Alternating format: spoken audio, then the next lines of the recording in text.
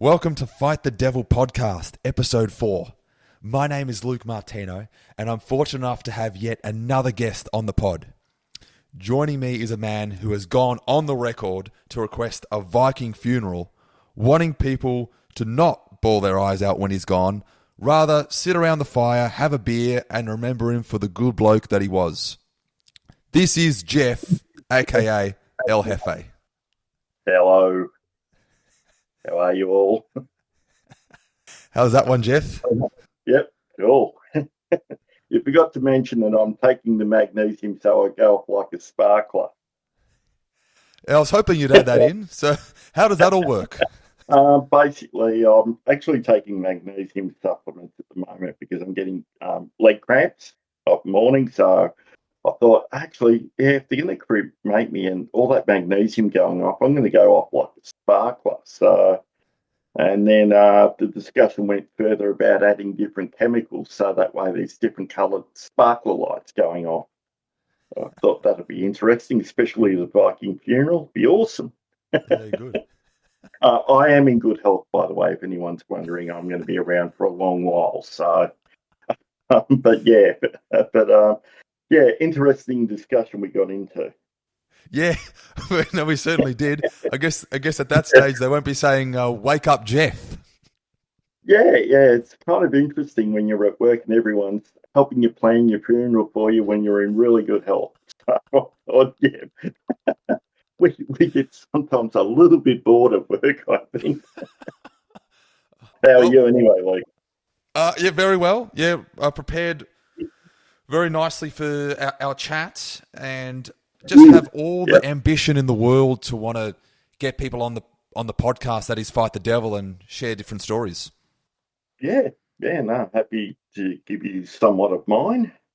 Something that you wanted to bring up and we would talk about the ever increasingly recognised discussion of neurodiversity. Yep. Before we delve into that, let's give the Fight the Devil listeners an idea of who you are. So, Geoff, please describe yourself. Right. So I'm probably a bit older. I'm in my mid-50s at the moment. Yeah, I guess really I'm towards that older Gen X generation. Describing myself. I guess really it's I'm me. It's the best way of describing it. I've been working most of my life, mostly in finance, banking, insurance, and then superannuation for the past 20 years.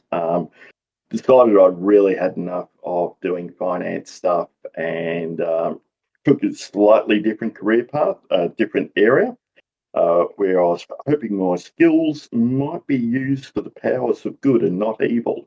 But apart from that, look, I'm single, was divorced about 20 odd years ago from a short marriage. One of the things that led to that was I was shortly after I got married, I was getting really bad headaches, migraine here or there, and they did a scan and found out that I had cerebral aneurysm, which is a blood vessel in the brain that was likely to burst, and went into emergency surgery, came out of it, recovery period, and in that recovery period things didn't work out in the marriage, and we ended up divorcing, which I think really was a positive thing. I wouldn't normally say that, but it really came to light a few things from that.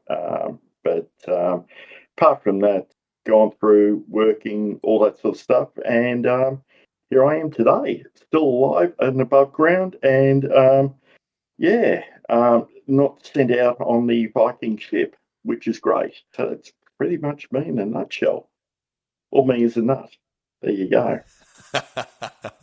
Well, man, that's very impressive. Now I understand the context behind every day I ask how you going, and you say I'm alive. Yeah, it's the alternative. So there is a deeper meaning to that, and it's a case of I'm alive, which means that you recognise your place where you are. And certainly for me, I recognise how fortunate I am. So when I say I'm alive, it means I'm living. And that's really what it comes down to. Even though I say it with yeah, I'm alive, there's something to be grateful in that. Definitely is. Everyone wants to feel the miracle of being alive. We can exist, but it's the moments that we feel alive that we want to live out forever. Yeah, exactly. You're here for a good time, not a long time. So, but that being said, you want to try and make as much time as possible. So, healthy life, everything like that makes a big difference, and that's really what to me living is about. It's a case of living your best life, basically. Definitely is, Geoff. Don't mean to delve too much in the past there, but you mentioned about divorce and all, and how it was a positive thing. Mm-hmm. I generally hear that, and I wish my condolences. Sorry about the breakup, but one of the funniest things I ran. Best thing that happened to me. One of the funniest things I came across last year when I went to my family friend's Bucks party was that there were different celebrations going on at the restaurant venue. Some were celebrating an anniversary, some were celebrating a Bucks party. One particular group was celebrating a divorce party. Yep. Yeah, sometimes it's good to recognise your mistakes and learn from them, and I think that is something to be celebrated. I get the details around it, but it's a case of not everyone's experience is going to be the same. Of course, some people are absolutely devastated. It comes out the blue; they're not prepared for it, and it happens. And lives can be devastated from that. And other times, it's a case of it is a release for bad situations that we're going from foul to worse, but it's kind of like the whole concept, there is a part of you that does mourn the loss of that aspect of your life. And there also comes a part where you also want to be able to celebrate, new options, new choices, new beginnings as well. And I think that's, something you got to do. So, when it's kind of like the whole Irish wake thing. Yep, everybody's, going to miss the guy, but everyone gets around, has a beer, talks about them, celebrates their life, and I think that's the important part. Really, what it's about, it's celebrating, a new chapter of life and closing off an old one. Well, certainly the bloke's friends that were with him with the divorce party, they couldn't have been happier for the guy. They were more happy than him. He's back in the fold. So that it gives them a reason to go out and do stuff, which sometimes they just need. So, and that was the same situation with me. A lot of my friends gathered round and helped me through that period, which I'm very grateful for because, they dragged me out and said, we're going to go do this. And, for me, they went and got me out. We played racquetball. We got active. And I think that for me made a big difference for me because it means that I wasn't, moping around, all that sort of stuff and second guessing my choices and everything like that. They got me out. And I hope that guy has a, positive experience from it and, moves on. Hope all people who go through that are able to move on in a positive way. We'd be nowhere without good friends getting us through those challenging times and sitting at home overthinking, second guessing. Yeah. That's the whole part of Fight the Devil is to counteract those thoughts that are keeping you down. Yeah. It's a lot of it does take, you've got to get to a point where you can't be thinking, you got to do something. And look, for me, I know that with my condition, it's not really a condition, it's just an aspect of neurodiversity, but I have ADHD, so I'm going to put that out there now. With that, I have what's known as a comorbidity, and mine tends to fall towards depression. And the thing that I become aware of is when I'm scaling, when I go through a really bad patch, I've got to get out. I've got to do something. I've got to get active to be able to combat that. And it's when you stop doing things and you stop doing the things that you like doing, that's when things can mount up and can get a little bit overwhelming. And that's when I know from my perspective, I can grind to a halt, and that's not a good place to be. You nailed it on the head. I've been depressed many a times when I've stopped doing what I've previously enjoyed. Certainly the first time I fell into a depression was the fact that many things had stopped, whether it be like playing footy or getting exercise or being around good people that made me laugh. There's a real absence in that. So credit to all the friends that carry us through the good and the hard times. Yeah, no, definitely. And it's one of those things you got to pay it forward too. So when you got friends that need need help and everything like that, be there for them. Absolutely. And you touched on putting it out that you do have ADHD, and yeah. Through research I've done, around 15 to 20% of the world's population is neurodivergent. I'd probably say everyone's neurodivergent in some aspect or another.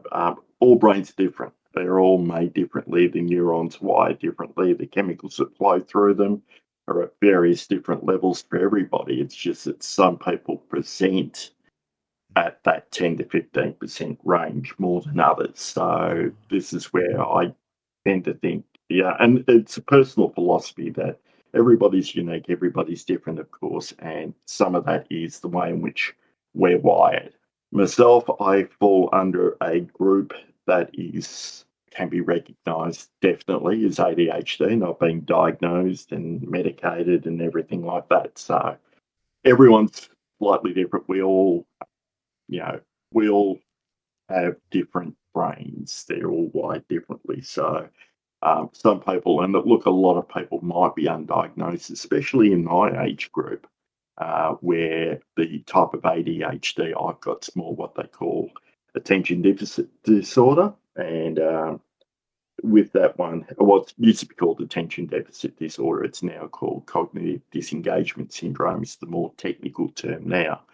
And with that, basically, we were the quiet ones that be off in our own imaginations, and very quiet, very subdued, not really interacting much with others.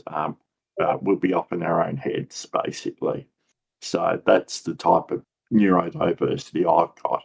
It's not the bouncing off the walls, full of energy, arguing, yelling, screaming, no emotional control. Mine was very different from that.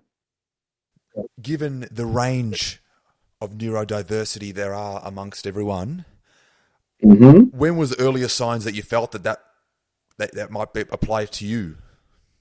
This really, I knew I was different from pretty much very, very early age. I wasn't like the others. So for that, I kind of was aware of that. But as for being aware that it was something a little bit more complex, that didn't really click in until having to work from home constantly. It came out. I just wasn't coping, and I think part of it was the ADHD, different environment, not being able to. I tend to work well with others when others are around me, and I tend to work better because I can see what's happening and I can emulate, which is what it's known as body doubling. A lot of ADHD people will tend to body double, will do what everyone else is doing. So people are working and everything like that will do exactly the same, will work. Whereas when you're on your own, the distraction can magnify, and you've got to. And one of the things I think a lot of ADHD people have learned to do is minimise distraction, or that's what they should be doing.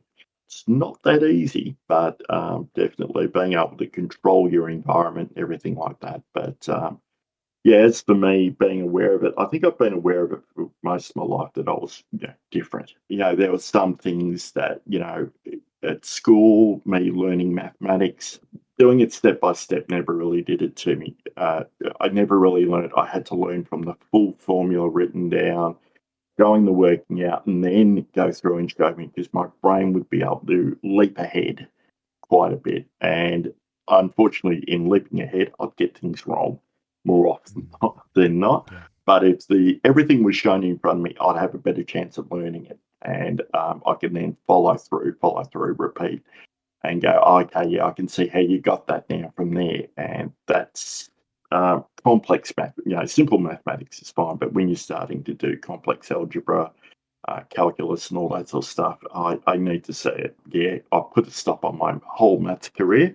Wasn't going too well to begin with, but I focused more on doing things that I could really jump ahead in. So things like politics, English lit, English, all the humanities subjects, I tend to do a lot better because I could read ahead and dive into. What would happen is I'd get hyper focused. So if there's something I wanted to know, I'd hyper focus on it, get the answers, look into the bigger picture so I could understand how that came about. And I did well in those subjects. Happy to hear that you use your strengths in favour to flourish in subjects. Yeah, no, the ones I could cope with were pretty handy, but hyperfocus can sometimes also be just as bad as a distraction at times because with hyperfocus, it is such a locked-in thing that sometimes you can let other things, slide that shouldn't be sliding because you're fixated on the one thing and you want to get that resolved, which some might class as a touch of autism in a way, but not really. Not hyperfocus is a little bit different because hyperfocus, you're getting a dopamine feed with ADHD. What it actually is that there are receptors in the brain that pick up dopamine, and some of these receptors aren't all that great for those of us with ADHD. So a normal brain, normal neuron, everything like that, they're fine in picking up dopamine in the going through the bloodstream. It helps neurons. It does what it's meant to do. The brain feels okay, everything's fine. That's what dopamine really does. Where these receptors are out of kilter for people with ADHD, it could be there's an uptake deficiency, or in some cases, the dopamine is pushed out too quickly from the brain. And what ends up happening is that we get into a dopamine starvation where the brain is so dependent on trying to get dopamine that we look for things that are going to flood our brain with dopamine. So things like doom scrolling and the quick, instant gratifications. I know TikTok gets blamed for ADHD, but what ends up happening is that for us who actually have ADHD, we'll doom scroll Facebook, we'll doom scroll TikTok or Instagram or anything like that that gives us instant gratification. People with ADHD are also subject to addictions quite a bit as well, and this is where that the addiction is basically for the dopamine. So they might get addicted to gambling, which is a very big dopamine rush. Look, certainly computer games, though, I'm going to pretty much go, look, most men anyway, play computer games. It's not really an addiction. It's just a different form of entertainment for most people. But they can become addictive for some because it's the dopamine supply, and this is what ADHD brains are starved of. It does get worse. It can go into things like alcohol abuse, drug abuse, definitely. If you are ADHD, or if you think you are, definitely talk to your doctor first of all. Certainly there are psychologists, psychiatrists that can, go through, ask a lot of questions about your history, your experience, and then be able to determine, yes, you're showing the definite signs of your ADHD, or no, you're actually fine. You just might need to tackle it this way. Well, that is a lot of good insight there, Geoff. Very passionate about the whole dopamine addictive headspace that anyone with or without ADHD has the ability to fall into, given the world we live in now. And very happy that in your age bracket, mid-50s, that you're very on top of that and aware of all the things around us that lead us into addiction. Not sure if you've dealt with this before, which most likely you have, given your diagnosis, but have you had to deal with any battles that have perhaps dismissed how serious it can be, and something that can be managed, and if not, can be a real issue? Oh yeah, look, undiagnosed, and I only got diagnosed about 3 years ago, I think. Look, prior to having access to medication, having an awareness of what was going on. I always saw it as my shortfalls. This is a Geoff problem. It really is a Geoff problem. Geoff's not doing the right thing again. Geoff's off with the bloody fairies or whatever the case may be. I put a lot of blame on myself with events that had happened in my life, negative effects of ADHD, some of the jobs that I've walked away from because I felt frustrated and angry that, a whole heap of stuff. And these are all Geoff problems. Geoff stuffed up. Geoff did the wrong thing. And it's this self persecution that I think a lot of undiagnosed people might go through. They blame themselves. They're not doing it because you can see others around you doing well. They're coping. They're doing fine, but you're not. Why is that then? You're flawed, you're broken. And I think that's an experience a lot of people with neurodiversity all around the board go through, especially if they're unaware that, there is that issue. It falls upon yourself. You've got to take responsibility for your actions and the outcomes of them. But when you don't know the underlying cause, you can over punish yourself, and you can blame society, you can blame your schooling, you can blame 100 different things, but at the centre of that issue. And I think with ADHD and neurodiversity, undiagnosed, you can basically persecute yourself and punish yourself. You get into the whole concept that if you punish yourself or if you're punished for what you do, you'll do better next time. And I think a lot of people carry that over, that punishment of self. And I know for neurodiverse people, they do punish themselves because on the theory that if I have made a mistake, I'm punished for it and I'll learn better next time. But the punishment becomes a cycle, and that's very difficult to break. Correct it, don't punish it. And that's a very difficult process to learn, is to stop punishing yourself, but learning to correct your path yourself without the punishment. And that's it takes time to learn that sometimes. Definitely sounds like it helps since being diagnosed, and would love to know, how different do you look back at your life now, given everything you know? Look, there'll be 101 different things I'd love to be able to change. If I had been diagnosed when I was very young, look, I might have turned out completely different. But I didn't. In a way, it's a blessing and a curse because it could have been far worse, could have been far better. I'll never know. So, looking back, what I've learned is punishing yourself for your own supposed wrongs doesn't help. Correct it, sure.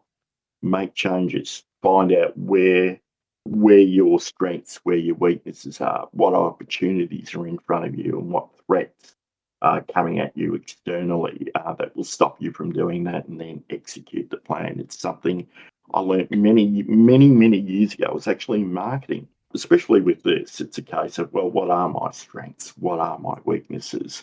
And, when you acknowledge what your weaknesses are, you can work on them. When you know what your strengths are, you can rely on them. When you know where your opportunities lie, what you can do, making your way forward in life, you can do that. And knowing where the threats are, what's going to stop you from doing that? How do I counteract that? Makes a big difference. And then the hardest thing I know for me is being ADHD is executing that plan. Me actually doing it's probably the biggest challenge I actually face. Doing everything else is fine, but getting to the point of executing can be difficult. But once I'm in the run, and it's great. Now, I'd love to hear it, Geoff. You are filling in everything that Fight the Devil is all about, not letting these conditions define you, but rather using the towards as strengths, hindering the weaknesses, and making life work for you. And you're much better for it with all the knowledge that you have. Yeah. Look, it took me 50 odd years to get here, but I'm here. So, but I think this is the other thing. With age comes wisdom sometimes, and I know that when I was younger, I used to be self-employed way, way, way back, and I was so driven and hyperfixated. The business was doing probably too well, which was a problem that I didn't realise, and it led to burnout. Look, I got out of it, and I thought that's it. I just want a 9 to 5 job, and then went and worked for a bank, and it was nothing. It was just as bad as being self-employed, in my opinion. But yeah, no, it did. It does have effects and everything like that. So this is where you can't. It's like I said, you can't punish yourself. You just got to learn and correct. Don't punish, and that's the first thing I'd say to anyone battling any type of battle. Is it's a case of, look, life will kick your ass regardless. So don't add to it, but just correct what you're doing. That's all you need to do.